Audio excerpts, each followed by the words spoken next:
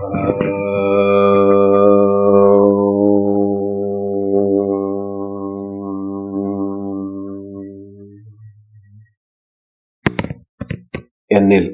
അന്തർലീനമായിരിക്കുന്ന പരമപവിത്രമായ ഭഗവ ധ്വജത്തെ സാക്ഷി നിർത്തിയിട്ടുണ്ട്. പ്രിയ സജ്ജനങ്ങളെ, ആത്മസ്വരൂപികളെ, ആത്മബന്ധുക്കളെ, കഴിഞ്ഞ വീഡിയോയിൽ ഞാൻ കാര്യം പറഞ്ഞത് അടുത്ത വീഡിയോയിൽ മനുഷ്യ മൃഗം, മനുഷ്യൻ, മനുഷ്യ ദൈവം എന്ന വിഷയത്തെ പറ്റി സംസാരിക്കുകയാണ്. അങ്ങനെ പറഞ്ഞത് കൊണ്ട് ഇങ്ങനൊരു വീഡിയോ ആക്കേണ്ട ഒരു ബാധ്യത നമുക്ക് വന്നു. എങ്കിൽ എന്റെ വിഷയം 2030 ശേഷമുള്ള ഒരു കാലഘട്ടത്തേക്കുള്ളതാണ്. 2030 ശേഷം ഈ ഭൂമിയിൽ ഒരു യുഗപ്പിരവി നടക്കാൻ പോവുകയാണ്. സത്യ സുവർണയുഗം വരാൻ പോവുകയാണ്. ഒരു 5000 കൊല്ലത്തേക്ക് മനുഷ്യരായിട്ട് ജീവിക്കാൻ പോകുന്ന ഒരു കാലഘട്ടം വരാൻ പോവുകയാണ്. അപ്പോ ആ കാലഘട്ടത്തേക്കുള്ളതാണ് എന്റെ വിഷയങ്ങൾ. അതുകൊണ്ടാണ് ഞാൻ ഇപ്പോ ഈ കാലഘട്ടത്തിൽ ആ കാര്യങ്ങൾ പറയാതിരിക്കുന്നത്. പറയുന്നത് സമയത്തിന് മുമ്പേ പറയുന്നത് അത്ര ശരിയല്ല, അത് അത്രത്തോളം ഏൽക്കില്ല എന്നതുകൊണ്ട് തന്നെയാണ്. അങ്ങനെ ഇരിക്കെ നമുക്ക് ഇപ്പോഴും അവസരം വന്നു ചേർന്നു. അത് വേറൊന്നുമില്ല, നമ്മളെ നിലമ്പൂരിൽ ഉപതെരഞ്ഞെടുപ്പ് നടക്കുകയാണല്ലോ. അപ്പൊ ഈ ഉപതെരഞ്ഞെടുപ്പിൽ നിൽക്കുന്ന ഒരു അഭ്യർത്ഥി, ഒരു കാൻഡിഡേറ്റ് ഒരു വിഷയം പറഞ്ഞു. എന്താണ്? വർഗീയവാദികളെ ഞാൻ മനുഷ്യരായിട്ട് കാണുന്നില്ല, അതുകൊണ്ട് അവരുടെ വോട്ട് എനിക്ക് വേണ്ട. ഇത് ഈ ഇലക്ഷൻ സമയത്ത് സ്ഥിരമായി കേൾക്കുന്ന ഒരു പല്ലവിയാണ്. ഇതിന് വേറെ വേറെ രീതിയിൽ, വേറെ വേറെ ശ്രുതിയില്, വേറെ വേറെ താളത്തില്, സ്വരത്തില് നമ്മൾ കേൾക്കാറുണ്ട്. അപ്പോ ഇത് ശരിക്കും കേരളം അഥവാ ലോകം ഇന്ന് ചർച്ച ചെയ്യേണ്ട വിഷയമാണ്. എന്തുകൊണ്ടോ ഇത് ചർച്ചയായില്ല. ഇന്ന് ഞാൻ അതിന്റെ ഉത്തരമോ അത് ചർച്ച ചെയ്യാനോ ഉദ്ദേശിക്കുന്നില്ല. ശരിക്കും ഇത് 2030 ചോദ്യം. 2030, 2028, 2038 ഇടയ്ക്ക് ഉരുത്തിരിഞ്ഞു വരുന്ന ഒരു ലോകക്രമം, പുതിയ ലോകക്രമം, അത് 5000 കൊല്ലത്തേക്ക് നിലനിൽക്കാൻ പോവുകയാണ്. ആ ഒരു ലോകക്രമത്തിൽ അന്നത്തെ വിചാരധാര, അന്നത്തെ സിദ്ധാന്തം, അന്നത്തെ ജനങ്ങൾക്ക് വേണ്ടിയുള്ള ഒരു അടിസ്ഥാന ചോദ്യം തന്നെയാണ്. എന്താണ്? ആരാണ് മനുഷ്യർ? ഞാൻ നിലമ്പൂരിലെ കാൻഡിഡേറ്റ് പറഞ്ഞ വിഷയത്തിലേക്കൊന്നും കിടക്കുന്നത്. അത് കേരളവും ലോകവും ശരിക്കും പ്രബുദ്ധരായവർ ചർച്ച ചെയ്യണം. ആരാണ് മനുഷ്യരെന്ന്? അപ്പൊ അത് ചർച്ച ചെയ്യാൻ വേണ്ടി എന്റെ ഭാഗത്ത് ഞാനൊരു 3 ചോദ്യങ്ങൾ കൂടി അങ്ങോട്ട് ഇട്ടുതരാം. നിങ്ങൾക്ക് ചർച്ച ചെയ്യാൻ ഒരു ഉഷാർ കിട്ടട്ടെ എന്ന നിലയിൽ. അതിന് ഒന്നാമത്തെ ചോദ്യം: മതങ്ങളെ മനുഷ്യരെ മയക്കുന്ന കറുപ്പാണ് എന്ന് വിശ്വസിക്കുന്ന ദൈവ നിഷേധികളായ മനുഷ്യരെ തന്നെ വിഭാഗിച്ച് അവരെ ഭൂഷ്വാസികള്, വർഗ ശത്രുക്കള് എന്ന്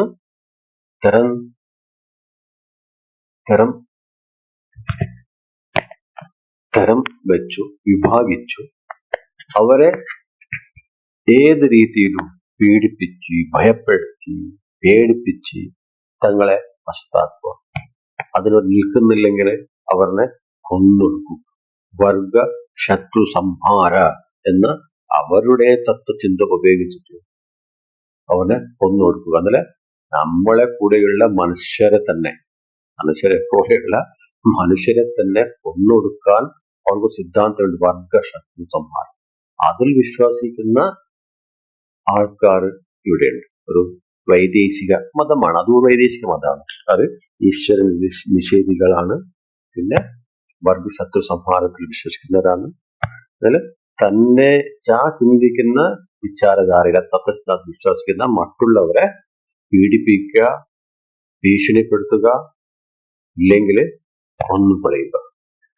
ഈ തരത്തിലുള്ള ഈ മതക്കാരെ നമുക്ക് മനുഷ്യരെന്ന് വിളിക്കാൻ പറ്റുമോ? അവരെ നമ്മൾ മനുഷ്യരായി കാണാൻ പറ്റുമോ എന്നാണ് ഒന്നാമത്തെ ചോദ്യം. ഇത് ഉത്തരം ഞാൻ പറയുന്നു, ഉത്തരം നിങ്ങൾ ചർച്ച ചെയ്യണം. ഇനി രണ്ടാമത്തെ ചോദ്യം. ഈ രണ്ടാമത്തെ തരക്കാർ ഇവിടെയുണ്ട്. ആദ്യത്തെ ഉത്തരം നമ്മൾ കണ്ടു. രണ്ടാമത്തെ തരക്കാർ എന്തായാലും ഏകദേവതാ വിശ്വാസികളായ അന്യമതസ്ഥരെ പീഡിപ്പിച്ച് ഭീഷണിപ്പെടുത്തി അവരെ തങ്ങളെ മതത്തിലേക്ക് മതം മാറ്റിയാൽ തങ്ങൾക്ക് സ്വർഗം കിട്ടൂ എന്ന് പഠിപ്പിക്കുന്നു. അങ്ങനെ ഞങ്ങളെ മതത്തിലേക്ക് വരാൻ കൂട്ടാക്കിയില്ലെങ്കിൽ അവരെ കൊന്നുകളയും. അങ്ങനെ പഠിപ്പിക്കുന്ന അതില് വിശ്വസിക്കുന്ന ഒരു വിദേശീയ മതക്കാർ ഉണ്ട് അല്ലെ? അങ്ങനെ ചിന്തിക്കുന്നത്. അതുപോലെ അവര് അന്യമതസ്ഥരെ, നമ്മളെ മതം വിട്ടിട്ട് മറ്റുള്ള മതം വേറെ തത്വചിന്താന്തം വിശ്വസിക്കുന്ന അവരെ പീഡിപ്പിച്ചിട്ടോ ഭീഷണിപ്പെടുത്തിയിട്ടോ ഉപദ്രവിച്ചിട്ടോ തങ്ങളെ മതത്തിലേക്ക് കൊണ്ടുവരിക, പ്രലോഭിപ്പിച്ചിട്ടോ സമ്മാനങ്ങൾ കൊടുത്തോ തങ്ങളെ മതത്തിലേക്ക് കൊണ്ടുവരിക, ഇല്ലെങ്കിലോ കൊന്നുകളയുക. കൊന്നുകളഞ്ഞാലും അവർക്ക് സ്വർഗം കിട്ടും എന്ന് വിശ്വസിക്കുന്ന വൈദേശിക മതത്തിൽപ്പെട്ട ചില ആൾക്കാരുണ്ട്. ഓരോ തന്നെ എല്ലാവരും മനുഷ്യർ തന്നെയാണ്, മനുഷ്യരും തന്നെ. അപ്പൊ ഈ രണ്ട് തരക്കാരും അവരെ മറ്റുള്ള മതക്കാർ ഉപദ്രവിക്കണമെന്നോ ഭീഷണിപ്പെടുത്തുന്നോ അവർക്ക് ഒന്നുമല്ല. അവരെ എത്രത്തോളം സ്നേഹിച്ചാലും അവരെ അടിമപ്പണി എടുത്താലും അവരെ ഇവര് ഒരു കാരണം, ഇവര് ഈ അന്യമതസ്ഥനായി വേറെ ചിന്തയിൽ വേറെ വിചാരധാര വിശ്വസിക്കുന്നു എന്ന ഒറ്റ കാരണം കൊണ്ട് മനുഷ്യരായ അവരെ തന്നെ പീഡിപ്പിക്കാനോ ഭീഷണിപ്പെടുത്താനോ കൊന്നുകളയാനോ വരെ തയ്യാറാകുന്ന അല്ല ചെയ്തുകൊണ്ടിരിക്കുന്നു. തയ്യാറാകുന്നതല്ല. ഇപ്പോ ചരിത്രാതീത കാലം നമ്മൾ എത്രയോ കാലം കണ്ട് 1000 കൊല്ലം കാലം കൊണ്ട് കാണുന്നു. ചില നമ്മൾ 300-400 കൊല്ലമായിരിക്കും ഒരു മതത്തിന്റെ, മറ്റുള്ള മതം 1000 കൊല്ലത്തിന്റെ ആളായാലും ചരിത്രം പരിശോധിച്ചാൽ ഇത് കാണാൻ പറ്റും. മനുഷ്യരെ തന്നെ കൊന്നൊടുക്കുക, ഭീഷണിപ്പെടുത്തി ഒരു കാണല്ലോ. എന്ത് കാണണോ അവൻ എന്റെ തത്വസിദ്ധാന്തത്തിൽ അവൻ വിശ്വസിക്കുന്നില്ല എന്നൊറ്റ കാണണോ. ഈ കൂട്ടരെ നമുക്ക് മനുഷ്യരായിട്ട് കണക്കാക്കാൻ പറ്റുമോ? ഒരു ചോദ്യമാണ്, ഉത്തരമല്ല. ഉത്തരം നിങ്ങൾ കണ്ടെത്തണം. ലോകം അഥവാ കേരളം ഇത് ചർച്ച ചെയ്യണം. ഈ മേൽപ്പറഞ്ഞ രണ്ട് തരത്തിലുള്ള വൈദേശിക മതത്തിൽപ്പെട്ടവരായ ഈ മതക്കാരെ നമുക്ക് മനുഷ്യരെന്ന് വിളിക്കാൻ പറ്റുമോ, മനുഷ്യഗണത്തിൽ കൂട്ടാൻ പറ്റുമോ എന്നതാണ്. ഇനി നമുക്ക് മൂന്നാമത്തെ തരക്കാരെ നോക്കാം. ഈ ഭൂമിയിൽ ബഹുദേവത ആരാധകരായ, ഭൂമിയിലെ ഏത് ആരാധനക്രമത്തെയോ ഏത് തത്വസ്ഥ ഉൾക്കൊള്ളാൻ തയ്യാറാണ്. അത് മറ്റുള്ളവർക്ക് ഭീഷണിയാകാൻ പാടില്ല. ജീവനുടെയുള്ളോ ജീവനോ ഇല്ലാത്ത മറ്റുള്ള ഒന്നിനോ ഭീഷണിയാകാത്ത എന്തും ഉൾക്കൊള്ളാൻ തയ്യാറായ ലോകാ സമസ്ത സുഖിനോ ഭവന്തു, ഭൂമിയിലെ ജീവനുള്ളതോ ജീവനില്ലാത്തതായ എല്ലാ ചരാചരങ്ങളും സുഖമായിരിക്കട്ടെ. സർവേ സന്തു നിരാമയ, സർവേ ഭവന്തു സുഖിന, സർവേ സന്തു നിരാമയ, സർവേ ഭദ്രാണി പശ്യന്തു മാ ദുഃഖാഗ്വവേ. എല്ലാവരും ആരോഗ്യമായിരിക്കട്ടെ, എല്ലാവരും സദൃഢമായിരിക്കട്ടെ, ആർക്കും ദുഃഖം സംഭവിക്കാതിരിക്കട്ടെ എന്ന് നിത്യം പ്രാർത്ഥിക്കുന്ന ഒരു സ്വദേശീയ മതക്കാർ. ഭൂമിയിൽ ശാന്തിയും സമാധാനവും ഉണ്ടാകട്ടെ എന്ന് ആഗ്രഹിക്കുന്നു. ഈ മോൾ പറഞ്ഞ രണ്ട് മതക്കാരിൽ നിന്ന് സ്ഥിരമായിട്ട് പീഡനങ്ങളും അനുഭവിക്കുന്ന ആൾക്കാർ, എന്നിട്ടും ശാന്തി സമാധാനത്തെ കുറിച്ചുകൊണ്ട് ഭൂമിയിലെ ഒരാളെയും ശത്രുമായിട്ട് കാണാൻ, വേറെ അന്യമതമാണെങ്കിലും വേറെ വിചാരധാരണയാണെങ്കിലും അവരും കൂടി ഉൾക്കൊണ്ട് ആർക്കും ഉപദ്രവമാകാണ്ട് ജീവിക്കണം എന്ന് ചിന്തിക്കുന്ന, എല്ലാവരും സുഖമായിരിക്കട്ടെ എന്ന് ചിന്തിക്കുന്ന ഒരു വലിയ ധർമ്മത്തിൽപ്പെട്ട ഒരു മതത്തിൽപ്പെട്ട ഒരു വലിയ ആൾക്കാർ ഇവിടെ. ആ മതക്കാർക്കല്ലേ ശരിക്കും മനുഷ്യരായി കാണാൻ പറ്റുന്നത്? അവരല്ലേ ശരിക്കും നമ്മൾ മനുഷ്യരെന്ന് വിളിക്കേണ്ടത്? ഇവിടെ ഞാൻ ഉത്തരം പറയുന്നില്ല കേട്ട, ചോദ്യമാണ് ചോദിക്കുന്നത്. ഈ രീതി ബഹുദേവ ആരാധകരായ, ഭൂമിയിൽ ഒരാളെയും ശത്രുമായിട്ട് കാണാത്ത, ഭൂമിയിലുള്ള സർവ്വതും, ഭൂമിയിലുള്ളതോ അല്ല ഭൂമി പ്രപഞ്ചത്തിലുള്ളതോ എല്ലാമായ എല്ലാം സുഖമായിരിക്കട്ടെ, സന്തോഷമായിരിക്കട്ടെ, ആരോഗ്യമായിരിക്കട്ടെ, ദൃഢമായിരിക്കട്ടെ, സദൃഢമായിരിക്കട്ടെ, ദുഃഖമില്ലാതിരിക്കട്ടെ എന്ന നിത്യം പ്രാർത്ഥിക്കുന്ന വലിയൊരു ജനസമൂഹത്തിൽ ഒരു മതം. ശരിക്കും അവരല്ലേ ഈ ശരിക്കും മനുഷ്യർ എന്ന് വിളിക്കാൻ കഴിയുന്ന കൂട്ടർ? അവരല്ലേ നമ്മൾ ശരിക്കും മനുഷ്യരെന്ന് വിളിക്കേണ്ടത്, മനുഷ്യരായി കാണാൻ കഴിയേണ്ടത്? അവരെ മാത്രമല്ലേ, അവർക്കല്ലേ മനുഷ്യർ എന്ന് വിളിക്കാൻ അർഹതയുള്ളത്? ഇത് ഉത്തരമല്ല, ചോദ്യമാണ്. ഈ 3 ചോദ്യങ്ങളാണ് എനിക്ക് ആ നമ്മളെ നിലമ്പൂരിലെ ഇലക്ഷനുമായി ബന്ധപ്പെട്ട വന്ന പ്രശ്നത്തിന് ഇത് കേരളവും ലോകം ചർച്ച ചെയ്യണം. കാരണം ഇത് ഇന്നത്തേക്ക് വേണ്ടിയല്ല, 2028 2038 ഈ ഭൂമിയിൽ നിങ്ങൾ വേണമെന്നും പറഞ്ഞാലും വേണ്ടെന്നും പറഞ്ഞാലും പ്രകൃതിയാൽ ഉരുത്തിരിഞ്ഞു വരുന്ന ഒരു പുതിയ ലോകക്രമം, അതിന് വേണ്ടിയുള്ള ചോദ്യമാണ്. ആ ലോകക്രമം എന്താണ്? ഇതുവരെ നമ്മൾ രാമരാജ്യത്തിലെ ജീവിക്കും അല്ലെ? രാമരാജ്യം ഇവിടെ ആണ് നമ്മളെ ഒരു ധർമ്മസങ്കല്പം അതോ ഭരണസങ്കല്പം. ഇനിയും മുന്നോട്ട് അങ്ങനെ തന്നെയാണ് എങ്കിൽ 2030 ശേഷം പറഞ്ഞ ഒരേ വ്യത്യാസമേ ഉള്ളൂ. ഇവിടെ അതിരുകളില്ലാത്ത ഏറ്റവും വലിയ പ്രശ്നം എന്താ അറിയും? നമ്മൾ ഭൂമിയിൽ നമ്മൾ മനുഷ്യരുണ്ടാക്കുന്നത്, സമ്പാദിക്കുന്നത്, മൊത്തം ഏറ്റവും കൂടുതൽ ചെലവാക്കുന്നത് സൈനിക ഉപകരണത്തിൽ യുദ്ധത്തിന് വേണ്ടിയാണ്. യുദ്ധം വരാൻ പോകുന്നു എന്ന് വിചാരിച്ച് അതിനു വേണ്ടിയുള്ള ഉപകരണങ്ങൾ തയ്യാറാക്കുക, അതിനുവേണ്ടി ജനങ്ങളെ സംഘടിപ്പിക്കുക, ട്രെയിനിങ് കൊടുക്കുക എന്നാണ്. അതിന് ഏറ്റവും വലിയ കാരണം എന്താണെങ്കിൽ ഓരോ ദേശത്തിന്റെ ഇടയ്ക്ക്, ഓരോ രാജ്യത്തിന്റെ ഇടയ്ക്ക്, ഓരോ രാഷ്ട്രത്തിന്റെ ഇടയ്ക്ക് എന്തുണ്ട്? നമുക്ക് അതിരുവരമ്പുകളുണ്ട്. ആ അതിരുവരമ്പുകൾ ഇല്ലാതാകുന്ന ഭൂമി ഒരു രാഷ്ട്രം എന്ന ഒരു സങ്കല്പം, അതാണ് 2030 ശേഷം വരാൻ പോകുന്ന ഒരു പുതിയ ലോകക്രമം. അതിന് നമ്മള് വസുധൈവ കുടുംബം എന്ന് പറയുന്നത്, വസുധ ഭൂമി മാതാവിന്റെ കുടുംബമായിട്ട് ഭൂമിയിലെ എല്ലാ മനുഷ്യരും ഒരു കുടുംബമായിട്ട് ജീവിക്കുന്ന, അതിരുകളില്ലാത്ത. അപ്പോ സൈന്യം വേണ്ടി വരില്ല, ചില പോലീസ് മാത്രം മതിയാകും, വലിയ സൈന്യമൊന്നും ഇല്ലാണ്ട്. അപ്പൊ എത്ര വലിയ ചെലവ് കുറയുക? ആ പണം നമുക്ക് മനുഷ്യരെ ഉയർച്ചയ്ക്ക് വേണ്ടി, അഭിവൃദ്ധിക്ക് വേണ്ടി ഇങ്ങനെ എത്ര ചെലവാക്കാൻ പറ്റും? ഒരു പക്ഷെ ആ പണമെല്ലാം ഉപയോഗിച്ചിട്ടുണ്ടെങ്കിൽ ഒരു വിധത്തിലും ഇവിടെ കഷ്ടപ്പാടുകൾ ഉണ്ടാകാൻ ചാൻസ് ഇല്ല. യുദ്ധത്തിന് വേണ്ടി, ഉപകരണങ്ങൾ വേണ്ടി നമ്മൾ ഉപയോഗിക്കുന്ന ബുദ്ധിയെ മനുഷ്യന്റെ നന്മയ്ക്ക് വേണ്ടി ഉപയോഗിച്ചാൽ എന്തൊക്കെ ഉണ്ടാകാം, എന്തൊക്കെ നമുക്ക് ചെയ്യാൻ പറ്റും? അങ്ങനെ ചിന്തിക്കുന്ന ഒരു പുതിയ ലോകക്രമം 2028 ലോകത്തിലുള്ള എല്ലാ രാജ്യങ്ങളുടെ ലീഡർമാർ, നേതാക്കള് അവർക്ക് വേണമെന്ന് വിചാരിച്ചാലും വേണ്ടെന്ന് വിചാരിച്ചാലും ഗതികേട് കൊണ്ട് ഈ ഒരു ക്രമത്തെപ്പറ്റി ചിന്തിക്കുകയും അതിലേക്ക് വരാൻ നിർബന്ധിതരാകുകയും ചെയ്യും.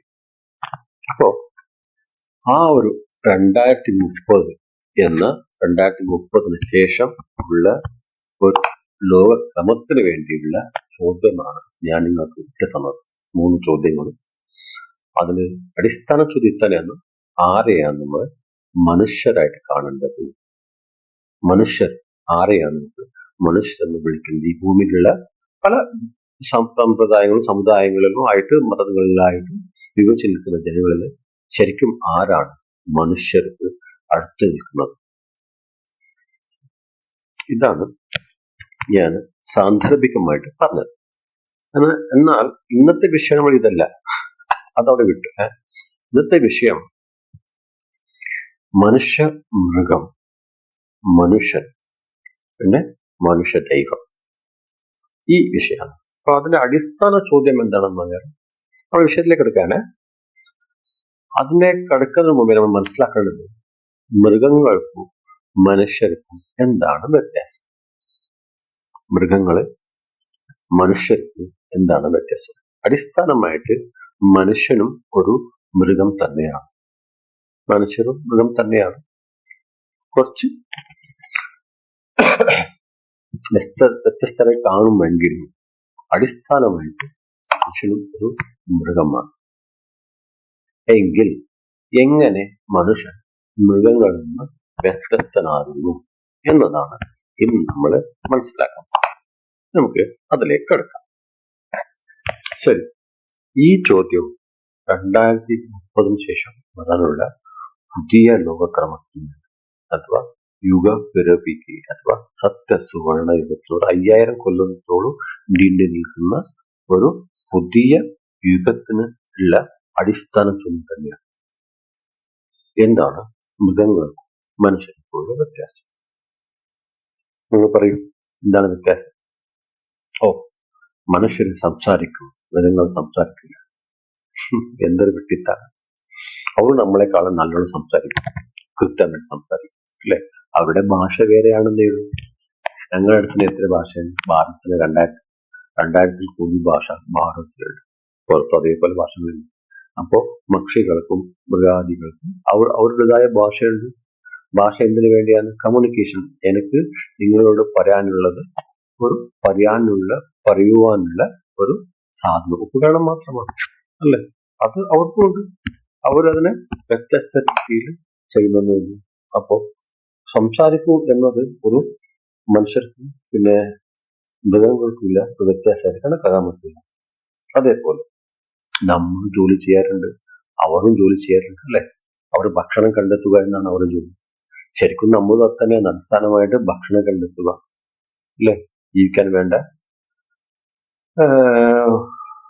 വെള്ളം കണ്ടെത്തുക, ഇതെല്ലാം അടിസ്ഥാനമായിട്ട് ജോലി ചെയ്യുന്നത് എന്തിനാണ്? അടിസ്ഥാനമായിട്ട് ഭക്ഷണം കിട്ടാൻ വേണ്ടിയാണ്. ബാക്കിയുള്ള പിന്നെ അപ്പൊ അവരും അതിനുവേണ്ടി ജോലി ചെയ്യുന്നതാണ് പറയാൻ പറ്റുള്ളൂ. പിന്നെ എന്താ പറയാ, വിശ്രമം. നമ്മൾ വിശ്രമിക്കുന്നുണ്ട് അല്ലെ? വിശ്രമത്തിന് വേണ്ടി നമ്മൾ ഉറങ്ങുന്നുണ്ട്. നമ്മൾ പക്ഷെ വല്ല കോട്ടിൽ വല്ല മെത്തയിലായിരിക്കും കിടക്കുന്നുണ്ടാ. ഉറങ്ങുന്നത് എന്തിനു വേണ്ടിയാണ്? ദേഹത്തിന് വിശ്രാമം കിട്ടുന്നതിന് വേണ്ടിയാണ്. ആടെ നിദ്രയില് നിങ്ങൾ മെത്തയിലാണോ കിടക്കുന്നത്, നിലത്തിലാണോ കിടക്കുന്നത്, വായിലാണോ കിടക്കുന്നത് ഓർമ്മ ഉണ്ടാകുക. ഒരു ഗാഢ നിദ്ര കിട്ടണം, ദേഹത്തിന് വിശ്രമം കിട്ടണം, പിറ്റേ ദിവസം എടുത്ത് ഓടാനുള്ള തയ്യാറെടുപ്പ് ഉണ്ടാകണം. അതിനുവേണ്ടിയുള്ള ദേഹം റെഡിയായിരിക്കണം, അഡ്ജസ്റ്റ്ഫുൾ ആയിരിക്കണം. അതിനുവേണ്ടിയാണ് നമ്മൾ ഉറങ്ങുന്നത്. അതേപോലെ മൃഗങ്ങൾ ഉറങ്ങുന്നു, കടന്നുറങ്ങുന്നു, വിസർജിക്കുന്നു, ഓറ് വിസർജിക്കുന്നു. എന്താ? ഡ്രസ് ഇടില്ല. മൃഗങ്ങള് ഡ്രസ് ഇടില്ല, മനുഷ്യർ ഡ്രസ് ഇടും. അതാണ് വ്യത്യാസം. അങ്ങനെയാണ് മനുഷ്യർ വ്യത്യാസമാക്കുക. ഡ്രസ് ഇടുന്നത് നമുക്കൊരു ഉദാഹരണം എടുക്കാം. മനുഷ്യരിൽ തന്നെ നമ്മൾ ഏറ്റവും ഉയർന്നതായിട്ട് ബഹുഭൂരിപക്ഷ ആൾക്കാരാണ്. 153 കോടി 140 കോടി ആൾക്കാരുടെ കാര്യത്തിൽ ബഹുഭൂരിപക്ഷ ആൾക്കാർ ഡ്രസ് ഇടാത്ത ജൈന സന്യാസിമാരെ, ജൈന മുനികളെ, നാഗാ സന്യാസികളെ ഏറ്റവും ഉയർന്നതായിട്ട് കാണും. മനുഷ്യരിൽ തന്നെ ഏറ്റവും ഉയർന്നവരായിട്ട് കാണും. ഒരു ഡ്രസ് ഒന്നും ഇടൂലല്ലോ. അപ്പൊ അങ്ങനെ നോക്കിയാൽ മൃഗങ്ങള് ഉയർന്നവർ തന്നെയല്ലേ മനുഷ്യരേക്കാൾ, നമ്മളെ സാധാരണക്കാരേക്കാളും ഉയർന്നവർ തന്നെ. അപ്പോ ഡ്രസ് ഇടുന്നത് ഒരു പ്രശ്നമല്ല. പിന്നെന്താണ്? നമ്മൾ വീടുണ്ടാക്കുന്നത് അല്ലെ? വീടുകൾ താമസം, അവർ വീടുകൾ ഉണ്ടാക്കുന്നത്, പക്ഷികൾ ഉണ്ടാകുന്ന കൂടുകൾ അല്ലെ? അവർക്ക് അതിനായി നമ്മളെക്കുള്ള എഞ്ചിനീയറിംഗ് അവർക്കറിയാം. കൂടുകൾ ഉണ്ടാക്കുന്നു, വീടുകൾ ഉണ്ടാക്കുന്നു, യാത്രകൾ പോകുന്നു, അവരും യാത്രകൾ പോകുന്നു, നല്ല യാത്രകൾ പോകുന്നു അല്ലെ? കുട്ടികളെ ഉണ്ടാക്കുന്നു, അവർക്കും എന്റർടൈൻമെന്റ് ഉണ്ട് അല്ലെ? അവർക്കെന്താ ഇല്ലാത്തത്? മനുഷ്യരും മൃഗത്തിനും. ശരിക്കും ഒരു മൃഗത്തെ ഏതെങ്കിലും ഒന്ന് അടുത്ത് പഴകി നോക്കിയെങ്കിൽ മനസ്സിലാവും. ശരിക്കും നമ്മളെക്കാളും എത്രയോ, നമ്മൾ സാധാരണ മനുഷ്യരെക്കാൾ എത്രയോ നല്ല കാര്യങ്ങളാണ്, നല്ല കഴിവ് സാമർത്ഥ്യം അവർക്കായിരുന്നു മനസ്സിലാവും. ഇപ്പൊ എന്താണ് ഒരു മനുഷ്യൻ മൃഗത്തിനുള്ള വ്യത്യാസം? ഇതുവരെ നമ്മൾ പറഞ്ഞത് എന്താണ്? ഭൗതികത്തിൽ അല്ലെ? തിന്നു, കുടിച്ച്, വിസർജിച്ച്, കടന്നുറങ്ങി, കുട്ടികൾ ഉണ്ടാക്കി, കുറെ എൻജോയ് ചെയ്ത്, എന്റർടൈൻ ചെയ്ത് ഒരു ദിവസം ചത്തുപോകുന്നു. ഇതാണ് ജീവിതം. ഇങ്ങനെ ഭൗതികത്തിൽ മാത്രം മുഴുകി ജീവിക്കുന്നത്, ദേഹത്തിന് വേണ്ടി മാത്രം, ജീവിതത്തിന് നിലനിർത്തി ദേഹത്തിന് കഴിയാതാകുമ്പോൾ വിട്ടുപോകുന്നു. ഇതാണ് ജീവിതം എന്ന് വിചാരിക്കുന്നുണ്ടെങ്കിൽ അങ്ങനെ ജീവിക്കുന്ന മനുഷ്യർ മൃഗത്തിന്റെ ജീവിതമാണ് ജീവിക്കുന്നത്. മൃഗത്തിനും മനുഷ്യനും വലിയ വ്യത്യാസമൊന്നുമില്ല. എന്താണ്, നിങ്ങൾ എന്ത് കണ്ടുപിടിച്ചിട്ടുണ്ടെങ്കിലും കാറിൽ പോകുന്നത് എന്താണ്, നിങ്ങൾക്ക് എവിടെ പോകണോ അതുപോലെ വേഗത്തിൽ പോകുന്നേ ഉള്ളൂ അല്ലേ? ഒരു പക്ഷേ കുതിരകൾക്ക് പക്ഷികൾക്ക് നമ്മളെക്കാളും വേഗത്തിൽ പോകാൻ പറ്റും. നിങ്ങൾ എന്തെങ്കിലും ടെക്നോളജി കണ്ടുപിടിച്ചിട്ടുണ്ടെങ്കിൽ അത് നിങ്ങൾ ജീവിക്കാനുള്ള സാധാരണ ആവശ്യങ്ങൾക്ക് കുറച്ച് സുഗമമായി ആകാൻ വേണ്ടി മാത്രമാണ്. അല്ലെങ്കിൽ സാധാരണ ജീവിതത്തിൽ നമ്മൾ നോക്കിയാൽ മൃഗത്തിനും മനുഷ്യനും വലിയ വ്യത്യാസമില്ല. നമ്മൾ ടെക്നോളജി ഉപയോഗിച്ച് അതേ കാര്യങ്ങൾ ചെയ്യുന്നു. പക്ഷികളും അവർ ടെക്നോളജി ഇല്ലാണ്ട് ഇതേ കാര്യങ്ങൾക്ക് വേണ്ടി അവരുടേതായ കാര്യങ്ങൾ ചെയ്യും. അപ്പൊ ഇനിയും ചോദ്യം ബാക്കിയാക്കി, മൃഗങ്ങൾ മനുഷ്യർ എന്താണ് വ്യത്യാസം? എങ്കിൽ ഒരു വ്യത്യാസമുണ്ട്. എന്താണെന്നറിയാം? ഇപ്പോ ദിനേശൻ എന്ന ഇയാള് ഇവിടെ മരിച്ചു എന്ന് വിചാരിച്ചു. ദിനേശൻ എന്ന ആൾ ഇവിടെ മരിച്ചു. അപ്പൊ എന്താ ഇവിടെ കിടക്കുന്നത്?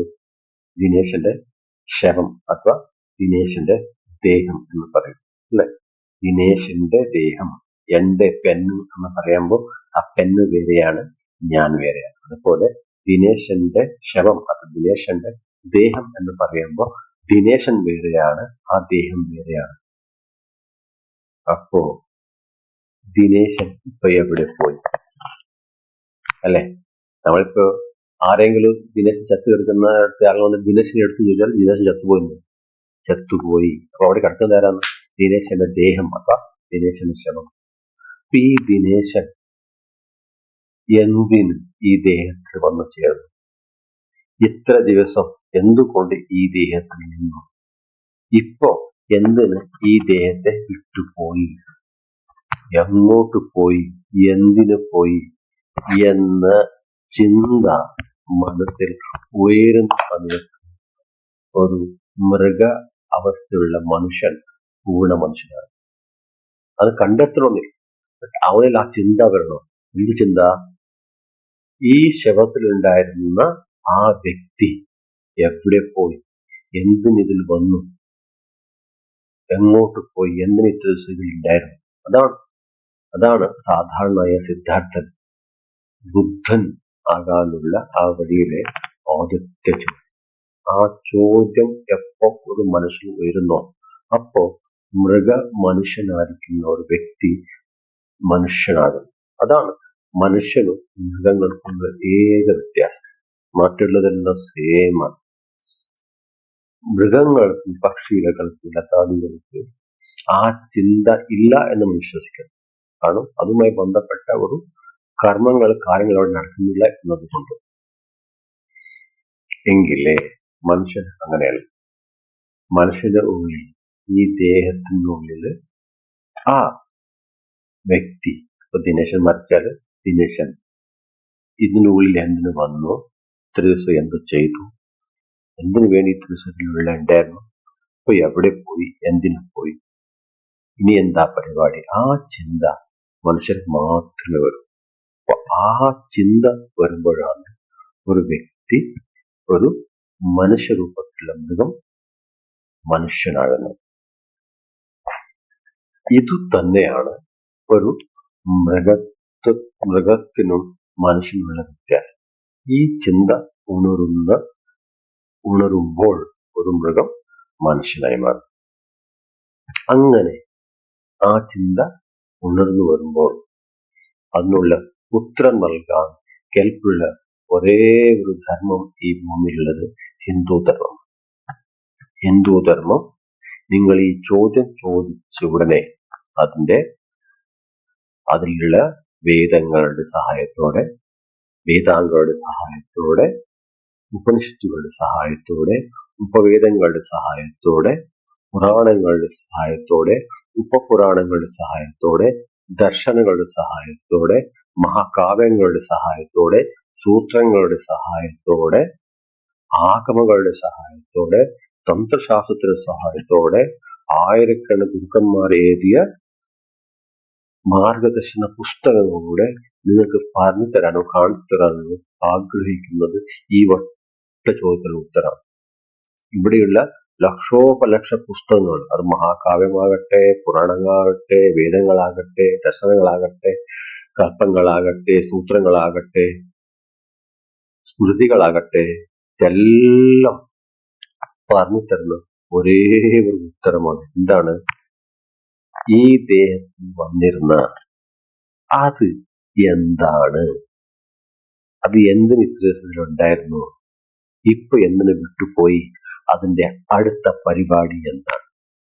ഇങ്ങനെ മനുഷ്യനെ, മൃഗ അവസ്ഥയുള്ള മനുഷ്യനെ കൈപിടിച്ച് അവൻ മനുഷ്യനാകുമ്പോൾ ഒരു മനുഷ്യനാക്കുക, ആ മനുഷ്യനിൽ നിന്ന് ആ അവന്റെ ഉള്ളിൽ ഉണ്ടായിരുന്ന ആ വ്യക്തിത്വം അഥവാ ആ പ്രകൃതി ശക്തി അഥവാ ആ ബോധത്തെ എന്താണെന്ന് തങ്ങളിലുള്ള ലക്ഷോപലക്ഷ ഗ്രന്ഥങ്ങളുടെ സഹായത്തോടെ, കുറുക്കന്മാരുടെ സഹായത്തോടെ, ദേവതകളുടെ സഹായത്തോടെ കാണിച്ചു കൊടുത്ത് അവനെ കൈ പിടിച്ച് അതിലേക്ക് ഉയർത്തി അത് സാക്ഷാത്കരിക്കുമ്പോൾ അത് എന്താണെന്നാണ് ഉത്തരം കണ്ടെടുത്തപ്പം അവനെ അത് ദൈവികത്തിലേക്ക് കൈപിടിച്ചു കൊടുക്കുന്നു. അങ്ങനെ ആ ഉത്തരം അനുഭവത്തിലൂടെ കണ്ടെത്തിയ ആൾ, ആ സാക്ഷാത്കാരം നേടിയ ആളെ നമ്മൾ ദൈവിക മനുഷ്യൻ അഥവാ മനുഷ്യ ദൈവം എന്ന് വിളിക്കുന്നു. ഇതാണ് മനുഷ്യ മൃഗം, മനുഷ്യൻ, മനുഷ്യ ദൈവത്തിന്റെ ഉള്ള വ്യത്യാസങ്ങൾ. ഇതാണ് നമ്മുടെ ഇന്നത്തെ വിഷയമായിരുന്നു. ഈ വിഷയം നിങ്ങൾക്ക് ഏകദേശം ഒരു ധാരണ തരം പറ്റി എന്ന് ഞാൻ വിചാരിക്കും. ഏകദേശം ഒരു ധാരണ കിട്ടി എന്ന് ഞാൻ വിചാരിക്കുന്നു. ഇത് തന്നെയാണ് 2028, 2038 കാലഘട്ടത്തിൽ ഉരുത്തിരിഞ്ഞു വരുന്ന ഒരു പുതിയ ലോകക്രമത്തിന്റെ അടിസ്ഥാന അടിപ്പായം. ഇതിന്റെ മുകളിലാണ് ആ യുഗം നിൽക്കുന്നത്. വരാൻ പോകുന്ന ഒരു 5000 കൊല്ലത്തേക്ക് അഥവാ 4,32,000 കലിയുഗത്തിന്റെ ബാക്കിയുള്ള 5000 കൊല്ലം കഴിഞ്ഞ് ബാക്കിയുള്ള കാലഘട്ടത്തിൽ നിൽക്കാൻ പോകുന്ന ഒരു അടിസ്ഥാന ചോദ്യവും അതിന്റെ ഉത്തരവും ആണ് ഇനി വരാൻ പോകുന്ന യുഗത്തിന്റെ അടിസ്ഥാനമായ തത്വസിദ്ധാന്തം. അവിടെ 2 കാര്യങ്ങൾ നടക്കും. ഒന്ന്, അവിടെ മനുഷ്യരുണ്ടാവും, മനുഷ്യർ മാത്രം. മനുഷ്യർ അവിടുന്ന് ദൈവ മനുഷ്യർ, അത് ദൈവികമായ മനുഷ്യർ, മനുഷ്യ ദൈവങ്ങൾ. മനുഷ്യ മൃഗങ്ങൾ ഉണ്ടാവില്ല എന്ന് വിചാരിക്കുക. കാരണം ആ 2028, 2038, 2050 അന്നുള്ള മൊത്തം ജനങ്ങളെ ഇത് ട്രെയിനിങ് ചെയ്യപ്പെടും. ഇതിന്റെ അടിസ്ഥാന സിദ്ധാന്തങ്ങളും ചരധാരകളും യുഗത്തിന്റെ ധർമ്മവും യുഗധർമ്മവും കൃത്യമായിട്ട് ഓരോ വ്യക്തിയെയും തെരഞ്ഞുപിടിച്ച് പഠിപ്പിക്കും. അത് വരാൻ പോകുന്ന 5000 10,000 കൊല്ലത്തേക്ക് നിലനിൽക്കാൻ പോവുകയാണ്. അതുവരെ ഒരു സത്യ സുവർണയുഗം വരാൻ പോവുകയാണ്. അതിലേക്കുള്ള അടിസ്ഥാനമായ ഒരു ചോദ്യം ഇതാണ്: എന്താണ് മനുഷ്യൻ? അപ്പൊ എന്തായാലും നിലമ്പൂരിലെ ആ അഭ്യർത്ഥിയോട് ഞാൻ നന്ദി പറയട്ടെ. അങ്ങനെയൊന്ന് ചോദിച്ചത് കൊണ്ട് നമുക്ക് ഈ വിഷയം എടുത്തിടാൻ കഴിഞ്ഞു. ഈ വിഷയം വരാൻ പോകുന്ന സമയത്ത് കേരളവും ലോകവും ചർച്ച ചെയ്യട്ടെ. ആരെയാണ് നമുക്ക് മനുഷ്യരായിട്ട് കാണേണ്ടത് എന്ന്. ഇതിൽ പല ആൾക്കാരും പലതരത്തിൽ ഉത്തരം പറയും അല്ലെ. രാവണനോട് ചോദിച്ചാൽ സീതയെ പിടിച്ചു വന്ന് ശരിയാണെന്ന് ചോദിച്ചാൽ രാവണൻ പറയും ശക്തിയും സാമർഥ്യവും ഉള്ളവർ അവര് എന്ത് ചെയ്യും? ഇവിടെയുള്ള അസക്തികളെ ഭോഗിക്കും, അവര് നേടിയെടുക്കും. അതാണ് ഒരു ശൂരനോ വീരനോ ചെയ്യേണ്ടത് നോക്കുമ്പോൾ. ശ്രീരാമചന്ദ്രനോട് ചോദിച്ചാൽ ശ്രീരാമചന്ദ്രൻ എന്താ പറയുക? ശ്രീരാമചന്ദ്രൻ പറയും അന്യ സ്ത്രീകൾ നമ്മൾ അമ്മമാരായിട്ട് കാണണം. എവിടെ സ്ത്രീത്വം കഷ്ടപ്പെടുന്നോ അവിടെ ദേവതകൾ ശപിക്കും. എവിടെ സ്ത്രീയുടെ കണ്ണു നേരുകയോ അവിടെ ദേവതകൾ ഉണ്ടാവില്ല, ദേവതകൾ അവിടെ നിന്ന് പോകും, ദേവതകൾ അവിടെ ശപിക്കും. അതുകൊണ്ട് സ്ത്രീയുടെ വേദന, കരച്ചില്, കണ്ണുനീര് ഒരിടത്ത് വീഴാൻ പാടില്ല. അന്യ സ്ത്രീകളെ അമ്മയായിട്ട് കാണണം. ഇതാണ് വ്യത്യാസം. അപ്പൊ രാവണന്മാർ ഇവിടെ ഉണ്ടാവും, ശ്രീരാമചന്ദ്രന്മാരും ഉണ്ടാവും. അപ്പോ ഈ ചർച്ച ചെയ്യുമ്പോൾ എല്ലാ സൈഡിൽ നിന്നും അപ്പോ പറയുന്ന ആൾ അയാളുടെ ജനിച്ച ജീവിത സാഹചര്യം, വളർന്ന ജീവിത സാഹചര്യം, ജീവിക്കുന്ന ജീവിത സാഹചര്യം, ഇതിലൂടെ അയാൾക്കുണ്ടായ സംസ്കാരം, അതെല്ലാം പരിശോധിച്ച് വേണം അയാൾ പറയുന്ന ഉത്തരങ്ങൾ നമ്മൾ മനസ്സിലാക്കാനും ഉൾക്കൊള്ളാനും. അതാണ് ഭഗവത്ഗീതയിൽ 18 അധ്യായത്തിൽ 63 ശ്ലോകത്തിൽ പറഞ്ഞിട്ടുള്ളത്. ഞാൻ ഇതുവരെ ധർമ്മത്തിന്റെ ജ്ഞാനത്തിന്റെ കാര്യങ്ങളെല്ലാം പറഞ്ഞു തന്നു അർജുന, അതില് എന്താണ് ശരി എന്താണ് തെറ്റ് എന്നത് നീ വിമർശന ബുദ്ധിയോടെ പരിശോധിച്ചിട്ട് വേണ്ടത് എടുക്കുക, വേണ്ടാത്തത് കളയുകയാണ്. അതുപോലെ ചർച്ചകൾ വരും. തർക്കബദ്ധമായിട്ട് തർക്കത്തിലും നിയമത്തിന്റെ അടിസ്ഥാനത്തിൽ ചർച്ചകൾ നടക്കട്ടെ. ആ ചർച്ചയിൽ നല്ലതും സത്യമായതും ഉയർന്നു വരട്ടെ. അത് നല്ല യുഗപ്പിറവിക്ക് കാരണമാകട്ടെ എന്ന് പറഞ്ഞുകൊണ്ട് എന്റെ വാക്കുകളെ ഞാൻ ഇവിടെ നിർത്തുന്നു. എല്ലാവർക്കും നമസ്കാരം. അതിരുകളില്ലാത്ത സനാതന മഹാസാമ്രാജ്യം വിജയിക്കട്ടെ. മാ ഭാരതി വിജയിക്കട്ടെ. മാ വസുന്ധര വിജയിക്കട്ടെ. ജയ് മാ ഭാരതി, ജയ് മാ വസുന്ധര.